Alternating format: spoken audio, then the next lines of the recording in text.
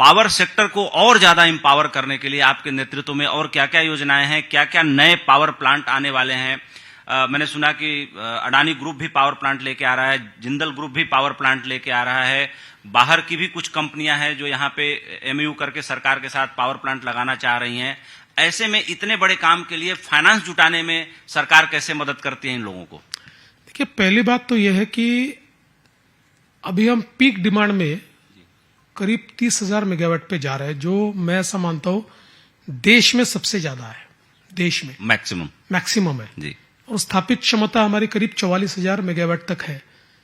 लेकिन अभी यह ध्यान में आ रहा है कि जिस तेजी से हमारी अर्थव्यवस्था बदल रही है, और हम तो $1 ट्रिलियन इकोनॉमी की बात करते हैं, we want to make Maharashtra first $1 trillion economy, sub national economy, तो इसमें सबसे ज्यादा आवश्यकता पड़ेगी ये बिजली की।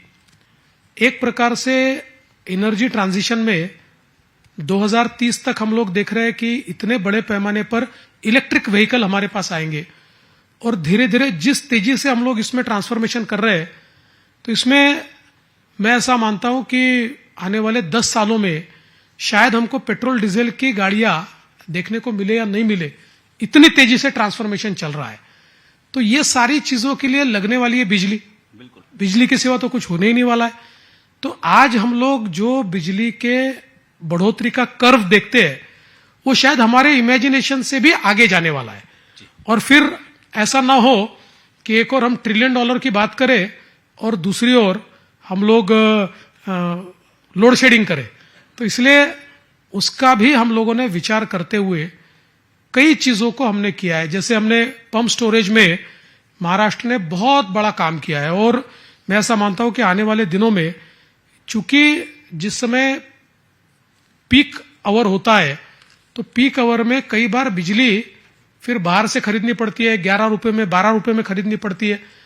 और नॉर्मली आप अगर देखें तो जो हम लोग कोल फायर्ड बिजली वगैरह तैयार करते हैं, इसमें ऐसा नहीं है कि आपकी जरूरत आपको नहीं है तो बंद कर दिया, जरूरत है तो शुरू कर दिया, switch on and switch off नहीं कर सकते।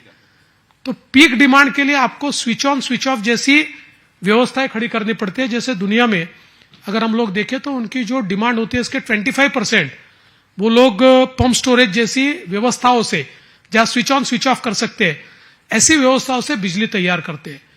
तो आज महाराष्ट्र ने बहुत बड़े पैमाने पर, अभी मुझे आंकड़ा याद नहीं है, पर it may be around 28,000 megawatt, 28,000 megawatt के हमने पंप स्टोरेज के ऑलरेडी इसमें एमओयूज कर लिए हैं।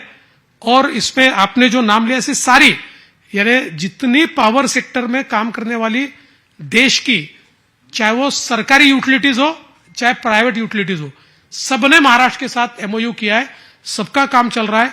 उसमें से हम लोगों ने अभी करीब 5,000 मेगावाट का एक टेंडर भी हम लोगों का हो गया, जिसमें वो टेंडर हम लोगों ने क्लोज किया है।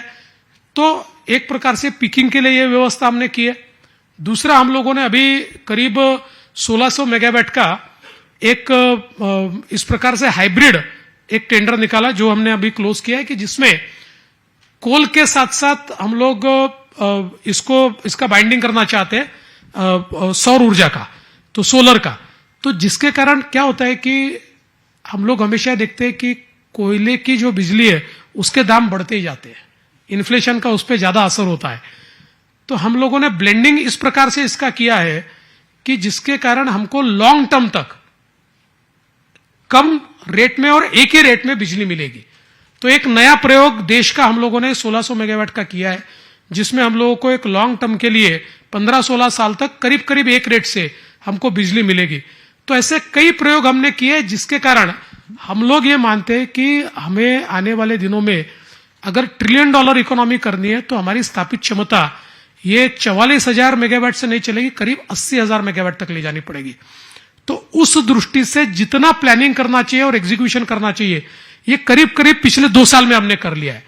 मैं तो ऐसा मानता हूं कि पिछले 2-2.5 सालों में अगर आप महाराष्ट्र में बिजली के क्षेत्र में जो काम हुआ है, इसकी एक पुस्तिका तैयार करें, या इसके ऊपर आप, अभी आपका प्रोग्राम चल रहा है, पर इस पे आप एक फिल्म तैयार करें, तो आपको ये दिखेगा इतने पाथ ब्रेकिंग इनिशिएटिव्स आपको किसी राज्य में नहीं दिखेंगे।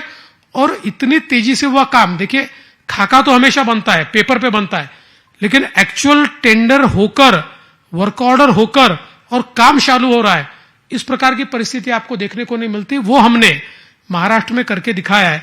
तो मैं ऐसा मानता हूं कि अभी ग्रीन हाइड्रोजन में हम लोगों ने पहल की, और ग्रीन हाइड्रोजन में पहली ग्रीन हाइड्रोजन पॉलिसी ये महाराष्ट्र ने तैयार की, और इसमें बहुत हम लोगों को निवेशकों ने एक प्रकार से उसको बहुत अच्छा रिस्पांस किया। अभी कई निवेशक हमारे पास आए, वो वर्किंग कर रहे हैं। हम लोगों ने कहा है कि पहले 3 निवेशक जो हम लोगों ने उसके कुछ बेंचमार्क्स तैयार किए, इन बेंचमार्क्स को पूरा करेंगे, उनको हम एक्स्ट्रा सब्सिडी दे रहे हैं। तो उसके कारण भी एक कंपटीशन बढ़ी है कि एक समय सीमा के अंदर ये सारी चीजें समाप्त करनी है।